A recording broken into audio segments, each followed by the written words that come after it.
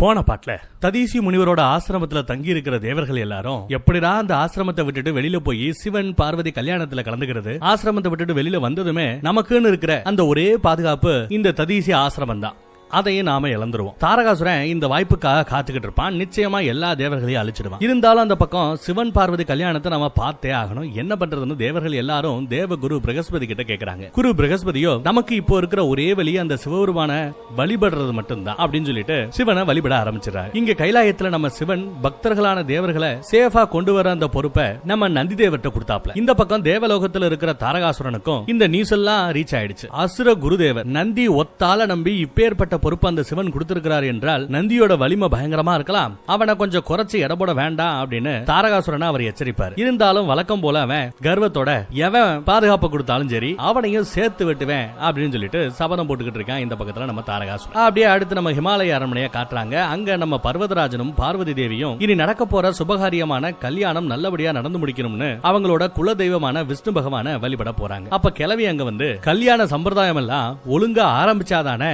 நல்லபடியா கல்யாணம் முடியறதுக்கு. இங்க ஆரம்பமே அமர்க்கலமா பயங்கர ப்ராப்ளத்தோட இருக்கு. இன்னும் மாப்பிள்ளை வீட்டுல இருந்து அந்த மஞ்சள் வரல. மஞ்சள் வராததுனால பார்வதிக்கும் நலங்கு வைக்க முடியாது. அப்புறம் எப்படி மத்த சம்பிரதாயம் எல்லாம் செய்ய போறது? வாய்ப்பில்ல ராசா அப்படின்னு சத்தம் போடுது அந்த கிழவி. நம்ம ராஜா இதெல்லாம் கேட்டுட்டு ஆமா இந்த கிழவிக்கு வேற வேலை இல்ல, சும்மா சம்பிரதாயம்னு சொல்லிக்கிட்டே கடுப்பேத்திக்கிட்டு இருக்கு அப்படிங்கறத மனசுல நினைச்சுக்கிட்டாலும் அவங்க சொன்னதை பெருசா கண்டுக்காம குருதேவரே நீங்க பூஜை ஆரம்பிங்கன்னு சொல்லி விஷ்ணு பகவான வழிபட ஆரம்பிச்சிட்டாரு. அங்க நம்ம மீனாதேவி இல்ல, அவங்க இன்னும் கொஞ்சம் கோமா தான் இருக்காங்க போல. சிவனோட டார்லிங் நம்ம பார்வதியும் ஏண்டா மஞ்சள் வர இவ்வளவு லேட் ஆகுது, வருமா வராதா அப்படின்னு கவலையில இருக்காங்க. அடுத்து நம்ம ததீசி முனிவரோட ஆசிரமத்தை காட்டுறாங்க. அங்க நம்ம தேவர்கள் எல்லாரும் சிவன் அவரோட கல்யாண காட்சியை பாக்குறதுக்கு நமக்கு ஒரு வழி செய்ய மாட்டாரா அப்படின்னு சிவனை முழு மனதோட ஓம் நமச்சிவாயா ஓம் நமச்சிவாயா ஓம் நமச்சிவாயா அப்படின்னு சொல்லி அவரை வழிபட்டு கொண்டே இருக்கிறாங்க. அப்ப அங்க தேவர்களை கூட்டிட்டு வரதுக்காக நம்ம சிவன் அனுப்புற நந்தி தேவர் அமர்க்கலமா வந்துடுறாரு. வணக்கம் தேவர்களே அப்படின்னு அவர் சொன்னதும் எல்லாரும் என்னடா சிவன் வருவாரு நம்மள பாதுகாப்பா கூட்டு போவாரு அப்படின்னு பார்த்தா நந்தி வந்திருக்காப்லயே அப்படின்னு முழிக்கிறாங்க. வந்த நம்ம நந்தி தேவர்களே சிவன் உங்க வழிபாட ஏத்துக்கிட்டாருன்னு சொன்னதும் தேவர்கள் எல்லா பேருக்கும் அம்புட்டு சந்தோஷம். சிவனோட ஆணைப்படி நான் உங்களை எல்லாரையும் சிவனோட கல்யாணத்துக்கு கலந்துக்கிறதுக்காக கைலாய மலைக்கு கூட்டிட்டு போறதுக்காக வந்திருக்கிறேன்னு சொல்றாரு. அதுக்கு நம்ம இந்திரர் ஒருவேளை தேவர்கள் எல்லாரையும் தாரகாசுரன் அழிக்கிறதுக்காக இங்க வந்துட்டானா என்ன செய்வது நந்தி அப்படின்னு கேட்கிறாரு. அதுக்கு நம்ம நந்தி நான் உயிரோட இருக்கிற வரைக்கும் அந்த தாரகாசுரனால உங்க யாரையும் ஒண்ணும் செய்ய முடியாது, சும்மா யோசிச்சுக்கிட்டே நிக்காதீங்க, சீக்கிரம் கிளம்புங்க. என்னோட பிரபுக்கு மஞ்சள் வச்சு இல்ல சாம்பல் வச்சு நலங்கு பூசுற அந்த சம்பிரதாயம் இப்ப நடந்துகிட்டு இருக்கு. அது முடியறதுக்குள்ள சம்பிரதாயத்துல கலந்துக்கிறதுக்கு நாம எல்லாரும் அங்க போகணும்னு சொல்லி சிவனை வழிபட்டுக்கிட்டு அங்க இருந்து கைலாய மலைக்கு கிளம்பி நடந்து போறாங்க. அப்ப திடீர்னு பயங்கரமா புயல் காத்து வீசிக்கிட்டு இருக்கு. தேவர்கள் ஆசிரமத்தை விட்டு வெளியில வந்துட்டாங்கன்னு தெரிஞ்சு தாரகாசுரனும் விருத்தாசுர மொட்டையும் அவங்களை கொல்றதுக்காக எதிர் திசையில இருந்து வரானுங்கன்னு நினைக்கிறேன். எஸ் அவங்களே தான் வரானுங்க. இத பாக்குற தேவர்கள் எல்லாரும் ரொம்ப பயப்படுறாங்க. ஆனா நம்ம நந்தி தேவரோ அவங்க எல்லாரையும் பாதுகாக்கிற விதமா கோவத்தோட முன்னாடி நிக்கிறார். அப்ப நம்ம தாரகாசுரன் நந்தி கிட்ட ரொம்ப தேங்க்ஸ் நந்தி, எந்த வேலையை என்னோட அசுரர்களால என் அசுர சேனா அத்தனை பேரும் சேர்ந்து கூட செய்ய முடியலையோ அந்த வேலையை நீ தனியா ஒத்தால செஞ்சிட்ட. இந்த தேவர்கள் எல்லா பேரையும் ததீசி முனிவரோட ஆசிரமத்துல இருந்து வெளியில கூட்டிட்டு வந்து எனக்கு ரொம்ப ஒரு பெரிய உதவி செஞ்சிருக்கிறேன். இப்ப நான் இவங்களை கொன்னுட்டு ஃபுல் மன நிம்மதியோட என்னோட சொர்க்கத்தை நானே ஆட்சி செய்வேன் அப்படிங்கிறார். இத கேட்கிற நம்ம நந்தியோ துஷ்டனே, என்னோட பிரபு அந்த சிவபெருமான் தேவர்கள் எல்லா பேரையும் பத்திரமா கைலாய மலைக்கு கூட்டிட்டு வர சொல்லி எனக்கு உத்தரவு போட்டிருக்கிறார். அதனால நான் இங்க இருக்கிற வரைக்கும் உன்னால ஒரு தேவனையும் கூட எப்படி ஒரு தேவனை கூட ஒண்ணும் செய்ய முடியாதுன்னு சொல்றார். தாரகாசுரன் மறுபடியும் நந்தி என்னோட வழியில தடையா வந்து நிக்காத அப்படிங்கிறார், எச்சரிக்கிறார். நான் எங்கயா தடையா வந்தேன், நாங்க போய்கிட்டு இருக்கிறோம், நீதாயா தடையா வந்து நின்னுகிட்டு இருக்கிற, நான் சீக்கிரம் கைலாய மலைக்கு போகணும், ஒழுங்கா வழிய விடுங்கிறாரு நம்ம நந்தி. பயமே இல்ல. உடனே அவரு நான் சொல்றத நீ கேட்க மாட்டேங்கிற, அப்போ யுத்தத்துக்கு தயாராகு அப்படின்னு சொல்லிட்டு அவரோட அசுரர்கள்கிட்ட இந்த தேவர்களை கொல்றதுக்கு யார் குறுக்க வந்தாலும் அவனுங்களையும் கொன்னுடுங்க அப்படின்னு உத்தரவு போடுறார். இந்த பக்கம் ஏற்கனவே நம்ம நந்திக்கு எப்படா சான்ஸ் கிடைக்கும் அப்படின்னு ரொம்ப நாளமா வெயிட் பண்ணிக்கிட்டு இருந்தார். அசுரர்கள் மேல இருக்கிற அந்த கோவத்துல நாடி நரம்பெல்லாம் துடிக்க நம்ம நந்திகேஸ்வரன் அப்படியே ருத்ர ரூபம் எடுத்து ஒரு பெரிய வெள்ள கால மாடா ரூபம் எடுக்கிறார். அதை பார்த்து எல்லாரும் மிரண்டு போறானுங்க. ஆனாலும் தாரகாசுரன் மட்டும் தன்னோட அசுரர்களை போங்கடா பயப்படாம தாக்குங்கடா அப்படின்னு சொல்ல நந்தி அவரோட நீளமான அந்த பெரிய கொம்பை வச்சு எல்லா அசுரர்களையும் தூக்கி எரிஞ்சு பந்தாடிக்கிட்டு இருக்காரு. எல்லா பேரும் அடி வாங்குறானுங்க, பயப்படுறானுங்க. தாரகாசுரன் எல்லாத்தையும் பார்த்துட்டு நந்தி நீ உன்னோட போர் பலத்தை ரொம்ப காட்டிட்ட, இனிமே உன்னை கட்டி போட்டாதான் அந்த தேவர்களை கொல்றதுக்கு கொஞ்சம் எங்களுக்கு எசவா இருக்கும் அப்படின்னு சொல்லி மந்திரம் சொல்லி ஏதோ ஒரு பால் மாதிரி ஒரு சக்தியை நம்ம ருத்ர நந்தி மேல ஏவுறாரு. அந்த தாக்குதலால நம்ம நந்தி அப்படியே அசைய முடியாம கட்டி போடப்படுறாரு. இப்படியாக நம்ம நந்தியை கட்டி போட்டுவிட்டு தாரகாசுரன் டேய் தேவர்களா பாருங்கடா, உங்களை காப்பாத்துறேன்னு வந்தவனை காப்பாத்துறதுக்கே இங்க யாரும் இல்ல, இப்போ செத்தீங்கடா நீங்க அப்படின்னு தேவர்கள் கிட்ட சொல்லிட்டே வருவார். கட் பண்ணா நம்ம ஹிமாலய அரண்மனையா காட்டுறாங்க. அங்க இன்னும் மஞ்சள் ப்ராப்ளம் தான் ஓடிக்கிட்டு இருக்கு. கிளவி, நான் என் வாழ்க்கையிலேயே இப்பதான் பாக்குறேன், இவ்வளவு நேரம் ஆனதுக்கு அப்புறமும் மாப்பிள்ளை வீட்டுல இருந்து பொண்ணுக்கு நலங்கு வைக்க மஞ்சள் வரலங்கிறது. இந்த மாதிரி உலகத்துல வேற எங்கேயாவது நடக்குமா? என் பேத்திக்கு இப்படியா? ஐயோ, நான் எங்க போய் சொல்லுவேன் அப்படின்னு சொல்லிட்டு அந்த அம்மா புலம்பிக்கிட்டு இருக்கு. நம்ம பார்வதி தேவி தான், பாட்டிமா கவலைப்படாதீங்க, நிச்சயமா கைலாயமலையில இருந்து நலங்கு வைக்க மஞ்சள் வரும்னு சொல்றாங்க. ஆனா மீனா தேவி, எப்படி வரும், எப்போ வரும் பார்வதி? நீயும் மஞ்சள் வரும் வரும்னு சொல்லிக்கிட்டே இருக்க, ஆனா மஞ்சள் வந்த பாடு இல்ல. ஏற்கனவே ரொம்ப லேட் ஆயிருச்சு. சரி ஏதோ பண்ணு அப்படின்னு சொல்லிட்டு அம்மாவும் பாட்டியும் கிளம்பிடுறாங்க. பார்வதி தேவிக்கும் கொஞ்சம் கவலையா இருக்கு. கைலாய மலையில இருக்கிற சிவன் என்னதான் செஞ்சுக்கிட்டு இருக்காரு, அவர் மஞ்சள் அனுப்புவாரா மாட்டாரான்னு கவலைப்படுறாங்க. அடுத்து நம்ம தேவர்களையும் இந்த பக்கம் நம்ம நந்தி தேவரையும் கட்டி போட்டுட்ட அந்த துஷ்டன் தாரகாசுரனை காட்டுறாங்க. தாரகாசுரன், டேய் தேவர்களா, இப்போ நான் உங்க எல்லா பேரையும் கொல்ல போறேன்டா அப்படின்னு சொல்லி மந்திரம் போட்டு ஒரு பெரிய ஈட்டியை வர வைக்கிறான். செத்திங்கடா அப்படின்னு சொல்லிட்டு அந்த ஈட்டியை எரிய போவான். இந்திர தேவரோ, அவ்வளவுதானா குருவே, நாம சாக போறோமா அப்படின்னு பயப்படுறாரு. அப்போ நம்ம நந்தி கட்டி போடப்பட்ட அந்த நிலைமையிலையும் பிரபு என்ன நம்பி இந்த தேவர்களை பாதுகாத்து கொண்டு வரக்கூடிய அந்த பொறுப்பை ஒப்படைச்சிருக்கிறாரு. நான் தேவர்களுக்கு ஒண்ணு ஆக விட மாட்டேன்றாப்ல. இந்த பக்கம் நம்ம தாரகாசுரன் அந்த ஈட்டியை எரிய நம்ம நந்தி அவரோட சக்தியால தாரகாசுரன் போட்ட அந்த கட்டுல இருந்து தன்னை விடுவிச்சுக்கிட்டு தேவர்களை காப்பாத்துறான்னு நடுவுல வந்து பொத்துன்னு விழுந்துறாரு. சோ அவ எரிஞ்ச அந்த ஈட்டி, அந்த சக்தி வாய்ந்த ஈட்டி நந்தி மேல பட்டு அவர் அப்படியே துடிக்கிறாரியா. அப்பவும் தாரகாசுரனை பார்த்து, நீ என் மேல எஞ்ச அந்த சக்தியை மறுபடியும் உன்னால பயன்படுத்த முடியாதுன்னு எனக்கு தெரியும். அதாவது இவன் இப்ப எஞ்ச அந்த பவரை வந்து ஒரு தடவை தான் அவனால பயன்படுத்த முடியுமா, இந்த அஸ்திரத்தை, இந்த ஈட்டியை இன்னொரு தடவை அவனால எய்ய முடியாது. அது எனக்கு தெரியும். அதனாலதான் நான் வாண்டடா உள்ள விழுந்து இந்த சக்தியை நான் இப்ப கட்டுப்படுத்திட்டேன், என்னுள்ள வாங்கிக்கிட்டேன். மறுபடியும் உன்னால எரிய முடியாது, தேவர்களை நான் காப்பாத்திட்டேன் அப்படின்னு சொல்லிட்டு உயிருக்கு போராடிட்டு இருக்கிற அந்த நிலைமையிலையும் பேசிட்டு இருக்காரு. இந்த பக்கம் தாரகாசுரன் திருப்பி ஒரு கிறுக்குத்தனமான வேலையை செஞ்சுட்டாங்கிறத உணர்ந்து நம்ம அசுர குருதேவர் சுக்கராச்சாரியார் அங்க வர. நந்தி இப்படி உயிருக்கு போராடிக்கிட்டு இருக்கிறத பார்த்து கவலைப்பட்டு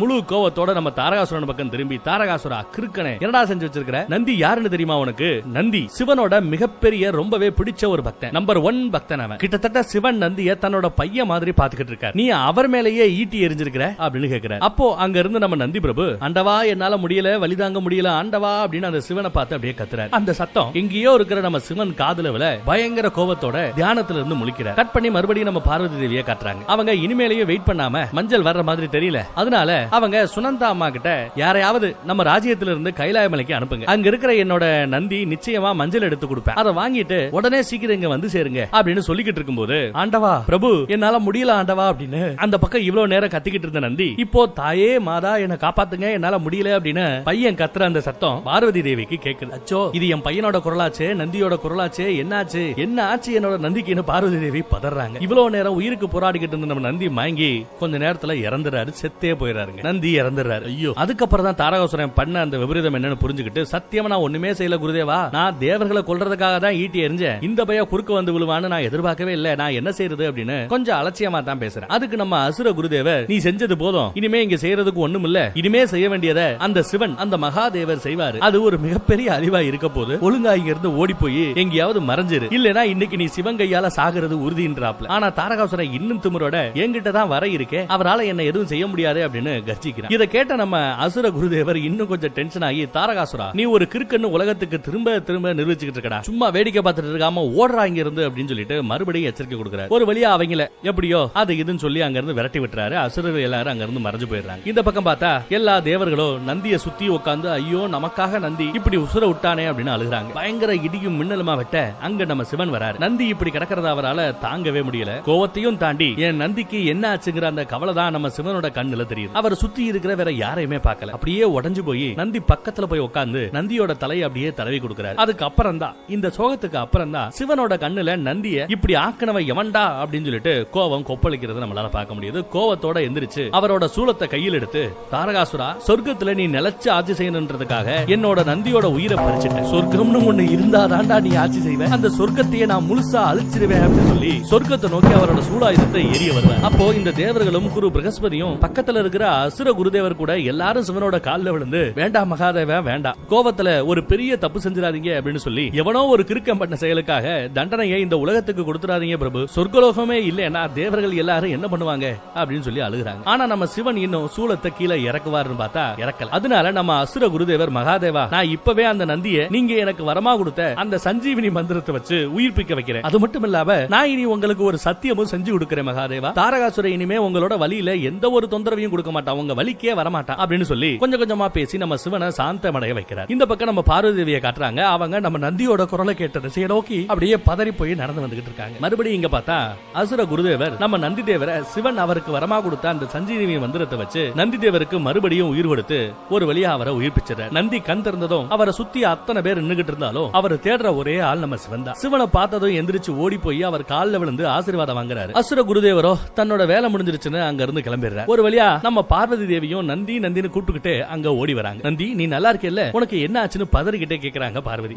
மாதாவா என்ன பாக்குறதுக்கு இவ்வளவு கஷ்டப்பட்டு இங்க வந்தீங்க அப்படின்னு மாதாவை பார்த்ததும் நந்தி ரொம்பவே அழ ஆரம்பிச்சுட்டு அம்மா அப்படின்னு நான் ஒரு தடவை உங்களை கூப்பிட்டதுக்காக என்ன பார்க்க நீங்க ஓடி வந்துட்டீங்களா அப்படின்னு கேக்குறேன். அம்மா உங்களுக்கு தெரியுமா பிரபு என்கிட்ட தேவர்களை பத்திரமா கைலாய மலைக்கு கூட்டிட்டு வரக்கூடிய அந்த வேலையை ஒப்படைச்சார். நானும் அதுபடி எல்லா தேவர்களையும் கைலாய மலைக்கு கூட்டிட்டு போய்கிட்டு இருந்தேன். அப்ப தாரகாசுரன் திடீர்னு வந்து என்ன தாக்கிட்டான். ஆனா தாக்குனதுக்கு அப்புறம் தான் அவனுக்கு புத்தி வந்தது. என்னோட அப்பா யாரு சிவன், என்னோட அம்மா யாரு ஆதிசக்தி. அப்படி இருக்கிற என்ன யாராவது எதுவும் செய்ய முடியுமா என்ன? எனக்கு ஒண்ணு ஆகலதாயி நான் நல்லா இருக்கேன் அப்படிங்கிற. அப்புறம் நம்ம சிவன் பக்கம் திரும்பி பிரபு எனக்கு கைலாய மலைக்கு கிளம்ப உத்தரவு கொடுங்க. உங்க கல்யாண வேலை அங்க எனக்கு தலைக்கு வேலை கிடக்கு, அதெல்லாம் நான் போய் பார்க்கணும்னு தேவர்களை கூட்டிட்டு கைலாய மலைக்கு கிளம்புறாரு நம்ம நந்தி. அங்க நிக்கிற நம்ம பார்வதி தேவி சிவனை கொஞ்சம் முறைச்சு பார்த்துக்கிட்டே நிக்கிறாங்க. சிவன் சிரிச்சுக்கிட்டே பார்வதி தேவி கிட்ட பேச போக அவங்க பேசாமலேயே அங்க இருந்து போக பாக்குறாங்க. அப்படியே கட் பண்ணா நம்ம ஹிமாலய அரண்மனையை காட்டுறாங்க. அங்க நம்ம பார்வதி தேவியோட அக்கா கங்கா தேவி சிவன் பார்வதி கல்யாணத்துல கலந்துக்கிறதுக்காக வந்திருக்காங்க. நம்ம சுனந்தா அம்மாவும் பாட்டிமாவும் அவங்கள வரவேற்கிறாங்க. கட் பண்ணி மறுபடியும் சிவனையும் பார்வதியும் காமிச்சா சிவன் பார்வதி பார்வதின்னு கூப்பிட கேட்காம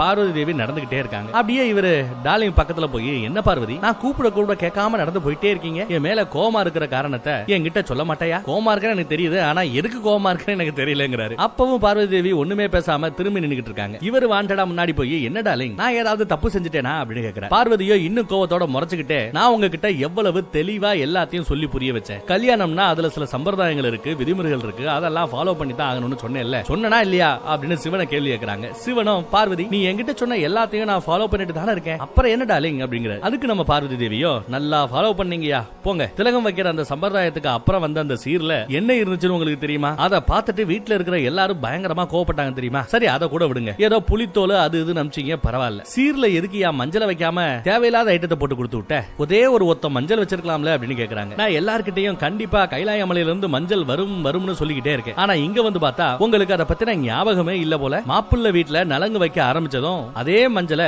பொண்ணு வீட்டுக்கு கொடுத்து விடுவாங்க. அந்த மஞ்சளை வச்சு பொண்ணு வீட்டுல பொண்ணுக்கு நலங்கு வைப்பாங்க தெரியுமா அப்படிங்கிறாங்க. உடனே நம்ம சிவன் இல்ல எனக்கு நலங்கு வைக்கிற அந்த சடங்கு ஏற்கனவே ஆரம்பமாகி விட்டது அப்படின்னு சொல்லி வேணா பாரு அப்படின்னு கைய காமிக்கிறார். அவர் பூசி இருக்கிற அந்த சாம்பலை காட்டுறாரு. பார்வதி என்னோட உடம்புல பூசி இருக்கிற இந்த சாம்பலே எனக்கு மஞ்சள், இது மஞ்சளுக்கும் சமம், மஞ்சள் சாம்பல் இந்த ரெண்டுக்கும் பெரிய வித்தியாசம் கிடையாதுன்னு சொல்லி அவர் பூசி இருக்கிற அந்த சாம்பலை கையால தடவி எடுத்து அப்படியே அதை டபுளா கன்வெர்ட் பண்ணி பார்வதியோட கையில கொடுக்கிறார். கொடுத்துட்டு பார்வதி இதையே கைலாய மலையிலிருந்து உனக்கு நான் அனுப்புன மஞ்சளா நினைச்சு வீட்டுல கொடுத்து நலங்கு வச்சுக்கோன்னு சொல்ற. பார்வதி தேவி அந்த சாம்பலை வாங்கிக்கிட்டாலும் என்ன ஆண்டவா சொல்றீங்க, இந்த சாம்பலை வச்சு எப்படி நான் நலங்கு வைக்கிறதுன்னு சொல்லிட்டு திரும்பி அவங்க கைய பார்த்தா ஒரு மேஜிக். இப்ப நம்ம சிவன் கொடுத்த அந்த எல்லா சாம்பலும் அப்படியே மஞ்சளா மாறி நிக்குது. நம்ம சிவன் எப்படி என்னோட மேஜிக் அப்படிங்கிற மாதிரி சிரிச்சுக்கிட்டே நிக்கிறாப்ல. அடுத்து நம்ம பார்வதி தேவி பாட்டிமா சொல்றதுபடி பார்த்தா மாப்பிள்ளை வீட்டுல இருந்து வர்ற அந்த மஞ்சள்ல தான் புருஷனோட காதலே இருக்குமா. நீங்க என்னடானா அந்த மஞ்சளையே அனுப்ப மறந்துட்டீங்க, அதனால வீட்டுல எல்லாரும் என் புருஷன் என்ன காதலிக்கவே இல்ல அப்படின்னு என்ன ஓட்டிக்கிட்டு இருக்காங்க அப்படின்னு லைட்டா சின்ன கோவத்தோட சொல்றாங்க. ஓஹோ வீட்டுல எல்லா பேரும் எனக்கு உன் மீது காதல் இல்லை என்று சந்தேகப்படுகிறார்களா? அந்த டவுட்டை கிளியர் பண்றதுக்கு நான் வேணும்னா அவங்க வீட்டுக்கு வந்து எல்லார்கிட்டையும் நான் உன்னை எவ்வளவு காதலிக்கிறேங்கிறத கொஞ்சம் சொல்லட்டுமா அப்படின்னு கேட்கிறாப்ல. அதுக்கு நம்ம பார்வதி தேவி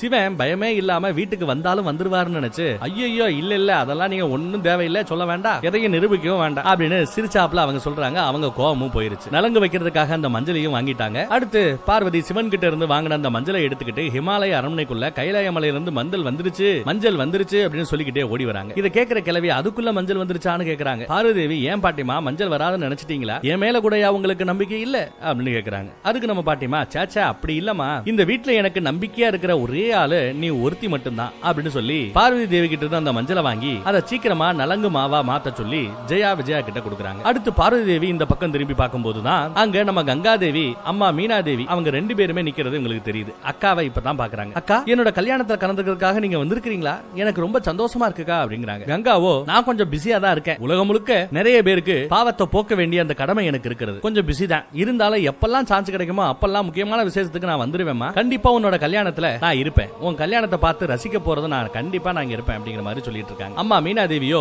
ரெண்டு பொண்ணுகளையும் கட்டி பிடிச்சுக்கிட்டு எத்தனையோ பொண்ணுகளை பெற்றாலும் யாரையுமே கன்னியாதானம் செய்யற அந்த பாக்கியம் எனக்கு கிடைக்கல, ஆனா பார்வதிக்கு கல்யாணம் செஞ்சு பார்த்து ஒத்த பொண்ணுக்கு கன்னியாதானம் செஞ்சு கொடுத்து அதையே நான் என்னோட எல்லா பொண்ணுகளுக்கும் செஞ்ச மாதிரி நினைச்சுப்பேன், சந்தோஷப்பட்டுப்பேன் அப்படிங்கிறாங்க. இவங்க இப்படி பேசிக்கிட்டு இருக்க ஜெயாவும் விஜயாவும் பாட்டிமா சீக்கிரமா எல்லாரையும் பார்வதிக்கு நலங்கு வைக்க ரெடியாக சொல்லுங்க அப்படின்னு சத்தம் போடுறாங்க. அடுத்து பார்வதி தேவிக்கு அழகா ஆட்டம் பாட்டம் கொண்டாட்டத்தோட அரண்மனையில் இருக்கிற லேடிஸ் எல்லாரும் சேர்ந்து சிவன் கொடுத்த அந்த மஞ்சளை வச்சு நலங்கு பூசி விடுறாங்க. ஒவ்வொருத்தரா அடுத்து வந்து நலங்கு பூசிக்கிட்டு இருக்காங்க. இந்த பக்கம் கைலாய மலையில தேவர்கள், சப்தரிசிகள், நாரதர், நந்தியன் குரூப் இந்த மாதிரி ஃபுல் ஆம்பளை பசங்களா சேர்ந்து ஒவ்வொருத்தரா வந்து நம்ம சிவபெருமானுக்கு சாம்பலை வச்சு நலங்கு பூசிக்கிட்டு இருக்காங்க. நந்தியோ சிவனோட பாதத்துல கால்ல நலங்கு பூசி அவரோட ஆசீர்வாதத்தை வாங்கிக்கிறார். எல்லாரும் சாம்பல் பூசி விட்டதுனால நம்ம சிவன் முழுசா சாம்பலால கவர் ஆகிறாரு. அதுக்கப்புறம் கொஞ்சமா தொடச்சு விட்டு அவரை பார்த்து யாரும் பயந்துராத அளவு ஆகிறாரு. அங்க நம்ம பார்வதி தேவிக்கு எல்லாரும் நலங்கு வச்சு முடிக்க இங்க சிவனுக்கும் நலங்கு வச்சு முடிச்சாச்சு. பார்வதி தேவிக்கு பாலாபிஷேகம் செஞ்சு அந்த நலங்கு சம்பிரதாயத்தை முடிக்கிறாங்க. சிவனுக்கு தண்ணீரால அபிஷேகம் செஞ்சு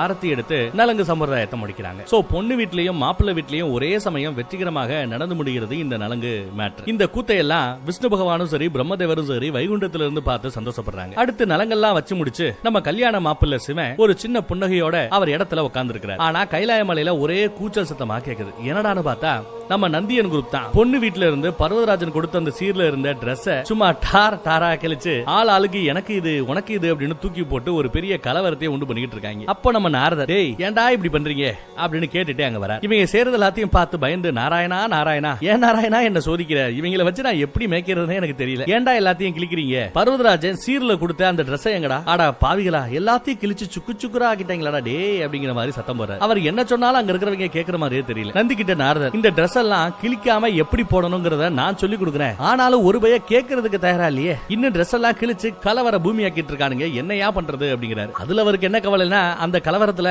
நம்ம நாரதருக்கு டிரெஸ் வந்திருக்கும்ல அதையும் கிழிச்சிருவாங்கன்னு பயந்து நாரதர் மகாதேவாட அலறிக்கிட்டே சிவன் கிட்ட ஓடி வராரு. மகாதேவா, உங்க மாமனார் கொடுத்த டிரெஸ் எல்லாத்தையும் பைபிளே கிழிச்சு ஒண்ணுத்துக்கு உதவாம பண்ணிக்கிட்டு இருக்கானுங்க, வீட்டுல கண்ணாலம் காட்சினே நடந்துகிட்டு இருக்கும்போது இந்த மாதிரி எல்லாம் செய்யக்கூடாது பிரபு அப்படிங்கிற. அப்போ நம்ம பயலுக ஓடி வந்து, பிரபு நாங்க எல்லாரும் உங்க கல்யாணத்துக்காக டிரெஸ் எல்லாம் போட்டு ரெடி ஆயிட்டோம், உங்களுக்கு டிரெஸ் ரெடி ஆயிடுச்சுன்னு இதே மாதிரி கிழிஞ்ச துணியை நம்ம சிவனுக்கும் கொடுத்து அவரையும் போட சொல்றானுங்க. சிவனோ நம்ம நந்தி வச்சிருக்கிற டிரெஸ் பார்த்து சூப்பர்ங்கிற மாதிரி சிரிச்சுக்கிட்டு, இதுல என்ன தப்பு இருக்கு நாரதரே, என் பசங்க எல்லாம் சரியா தான் செஞ்சிருக்காங்க, இதுல நீங்க எதை தப்புன்னு சொல்றீங்க அப்படின்னு கேக்குறேன். இத கேட்ட நம்ம நாரதருக்கு செம ஷாக். ஓ இதெல்லாம் உங்களுக்கு சரியா படுதா பிரபு, ஆமா நீங்க எல்லாம் பண்றது சரி, நாங்க பண்றதுதான் தப்பு, வச்சுக்கோங்க எனக்கு அவசர வேலை, நான் கைலாய மலையை விட்டு உடனே கிளம்பணும், எனக்கு அனுமதி கொடுங்க பிரபுன்னு நாரதர் அங்க இருந்து கிளம்பிடுறார். அவர் கிளம்பினதுக்கு அப்புறம் நம்ம நந்தி சிவன் கிட்ட, சிவனே நான் இந்த டிரெஸ் போட்டு இருக்கும் போது அந்த நாரதர் ஏன் என்ன கொஞ்சம் விசித்திரமா பார்த்தாருன்னு எனக்கு ஒண்ணும் புரியல, என்ன காரணமாக இருக்கும் அப்படின்னு கேக்குறாரு. அதெல்லாம் ஒண்ணும் இல்லப்பா, இந்த டிரெஸ்ல நீங்க ரொம்ப அழகா இருக்கியா அதனால அவருக்கு கொஞ்சம் பொறாம அப்படின்னு சொல்லி சிரிக்கிறார். இந்த பக்கம் சிவன் கிட்ட அவசர வேலைன்னு சொல்லிட்டு கிளம்பின நாரதர் டைரக்டா எல்லா தேவர்களுடையும் கூட்டிக்கிட்டு அங்க இருந்து கிளம்பி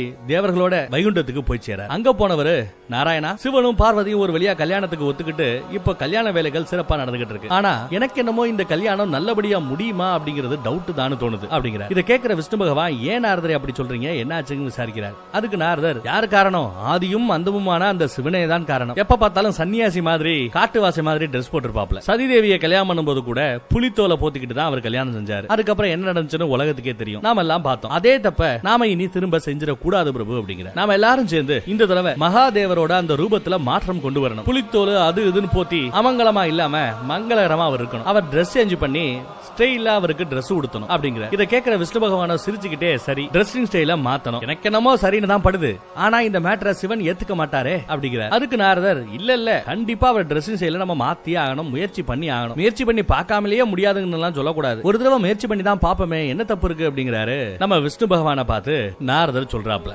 குருவுக்கே அட்வைஸா, அவரும் எனக்கு ஒண்ணு இதுல பெருசா பிரச்சனை இல்ல, முயற்சி செஞ்சு பாருங்க அப்படின்னு பர்மிஷன் கொடுத்துறாப்ல. சிவன் அவரோட மனசுல இருந்து அந்த வைராகியத்தை தூக்கி போட்டார், ஆனா உடம்புல இருந்து அந்த வைராகியத்தை அவர் தூக்கி போடல. அந்த புலித்தோல் சன்னியாசி மாதிரியான உருவத்தை தான் இன்னும் அவர் தரித்து கொண்டு இருக்கிறார், அதை எல்லாத்தையும் அவரை வெறுக்க வைக்கணும். அவர் மனசுல இருந்து தூக்கி போட்ட வைராகிய மாதிரியே அவர் உடம்புல இருந்தும் அந்த வைராகிய ரூபத்தை, அந்த பழைய டிரெஸ்ஸிங் ஸ்டைலையும் தூக்கி போட வைக்கணும், அத அவரை வெறுக்க வைக்கிற மாதிரி, அவர் போட்டிருக்கிற அந்த டிரெஸ்ஸிங் ஸ்டைலையே அவர் வாயாலேயே நல்லா இல்லங்கிற மாதிரி சொல்ல வைக்கணும், அதையே அவரையே வெறுக்க வைக்கணும், இல்லற வாழ்க்கை மேல ஒரு காதலை அவர்கிட்ட உண்டு பண்ண வைக்கணும். அதுக்கு உலக சுகங்கள் பத்தின ஒரு லிஸ்ட சிவன் முன்னாடி வைக்கணும். முதல்ல எல்லா ஐஸ்வர்யங்களுக்கும் சொத்து பத்துகளுக்கும் தேவரா இருக்கிறவர் யாரு, குபேரர். வீடு கட்டினா கூட குபேர மூலையை கொஞ்சம் உயரமா கட்டுங்கன்னு நம்ம சொல்லுவோம் இல்லையா, அந்த குபேரரை சிவன் முன்னாடி போய் நிறுத்தணும்.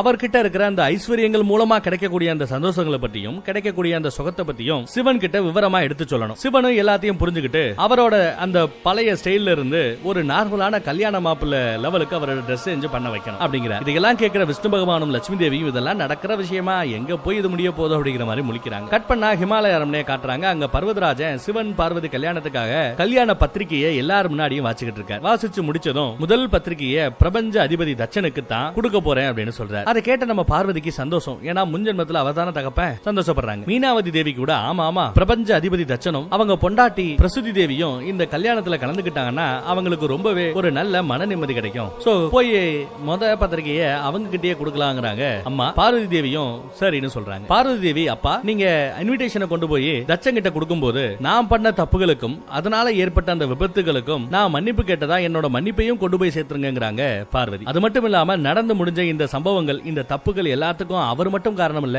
நானும் ஒரு பெரிய காரணம் தான். அவரு அன்னைக்கு எனக்கு சொல்லி கொடுத்த அந்த நல்ல விஷயங்கள் எல்லாத்தையும் கத்துக்கிட்டேன். அது இன்னைக்கு எனக்கு உபயோகமா இருக்கு. கண்டிப்பா என்னோட லட்சியத்தை நான் அடைஞ்சிருவேன்னு அவர்கிட்ட சொல்லுங்கப்பா அப்படின்னு பார்வதி தேவி சொல்லி அனுப்புறாங்க. கண்டிப்பாமா நான் போய் அவர்கிட்ட இன்விடேஷன் கொடுத்துட்டு அவரையும் கூட்டிட்டு வந்துருவேமா, நீ ஒன்னும் கவலைப்படாத அப்படின்னு சொல்லிட்டு தட்சனை கூப்பிட காசிக்கு கிளம்பி போறார் பர்வதராஜன். கிளம்பினவரு இங்க ஆரம்பிச்சவரு காசிக்கு போய் தான் நிக்கிறாப்ல. தட்சனை பார்த்து, பிரபஞ்ச அதிபதி தட்சரே, என்னோட பொண்ணுக்கும் சிவனுக்கும் கல்யாணம் வச்சிருக்கிறேன். முதல் பத்திரிக்கை உங்களுக்கு தான். உண்மையை சொல்லணும்னா பார்வதி இந்த உலகத்துல முதல்ல உங்களுக்கு தான் பொண்ணா சதியா பிறந்து நீங்க சொல்லி கொடுத்த நல்ல விஷயங்கள் எல்லாத்தையும் கடைபிடிச்சு தான் இன்னைக்கு என்னோட பொண்ணா பார்வதியா விட்டகுறை தொட்டகுறை எல்லாத்தையும் முடிக்க முயற்சி பண்ணிட்டு இருக்கா. இந்த சின்னஞ்சிறுசுகளோட கல்யாண வாழ்க்கை நல்லபடியா நடந்து முடியணுன்றதுக்காக நீங்க கண்டிப்பா ஆசீர்வாதம் பண்ணணும், நேர்ல வரணும். ஹிமாலய அரண்மனைக்கு என் கூட இப்ப கையோட நீங்க வரணும் அப்படின்னு சொல்லி கேட்கிறார். சொல்லிட்டு பத்திரிகையை தட்சன் கிட்ட கொடுக்கிறார். ஆனா ஆட்டு தலையோட நிக்கிற நம்ம தட்சன் பத்திரிகையை வாங்காம சும்மா அப்படியே நிக்கிறாப்ல. ஒரு கால் இன்னும் பழைய மாதிரியே கர்வத்தோட தான் தாள் தெரியறானோ அப்படின்னு பயந்து, என்ன ஆச்சு தட்சரே, ஏன் பத்திரிகையை வாங்க மறுக்கிறீங்க, என்ன யோசனை அப்படிங்கிறார் பர்வதராஜன். அதுக்கு நம்ம தட்சன், இல்ல இல்ல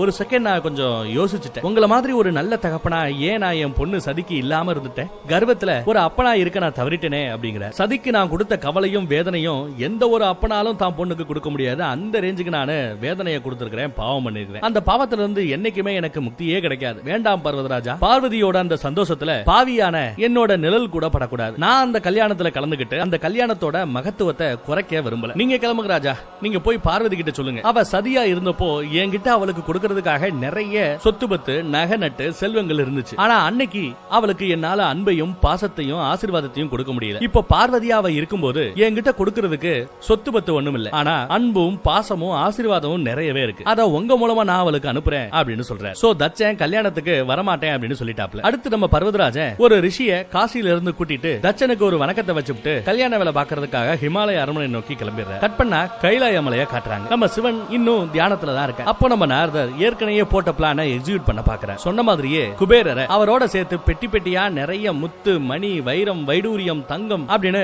அதனால செய்யப்பட்ட விலையுயர்ந்த ஆடைகள்னு எல்லாத்தையும் வேலையாட்கள் எடுத்துட்டு வர அப்படியே மொத்தமா வந்து நம்ம சிவனை பாக்குறாங்க. பார்க்க வராரு. சிவனும் எல்லாரும் வந்திருக்காங்கன்னு புரிஞ்சு தியானத்துல இருந்து எந்திரிக்கிறார். கண் திறக்கிறார். நம்ம நந்தி தான் குபேரரை பார்த்து, குபேரர் அவரோட சொத்து பத்துக்கள் எல்லாம் எடுத்துக்கிட்டு ஏன் சிவன் கிட்ட வரணும், இவர் எடுத்துட்டு வர்ற இந்த வைரம் வைடூரியம் தங்கம் இது எதுக்குமே கைலாய மலையில வேலை இல்ல வேல்யூம் இல்லையே அப்படின்னு முழிக்கிறார். ஆனா நம்ம நாரதரோ பிளான் படி இவங்க எல்லாரும் பேசி சிவனை அவரோட ஓல்டு ஸ்டைல்ல இருந்து நியூ ட்ரெஸ்ஸிங் ஸ்டைலுக்கு மாத்த சொல்ல போறாங்க. மாறுங்கன்னு கேட்க போறாங்க. இவங்க எல்லாம் சொல்றதுபடி கேட்டு நம்ம சிவன் அவரோட ஒரிஜினல் ரூபத்திலிருந்து மாறுவாரா இல்ல இதனால ஒரு பஞ்சாயத்து வரப்போதா அப்படிங்கறத நெக்ஸ்ட் எபிசோட்ல பாப்போம். தேங்க்யூ.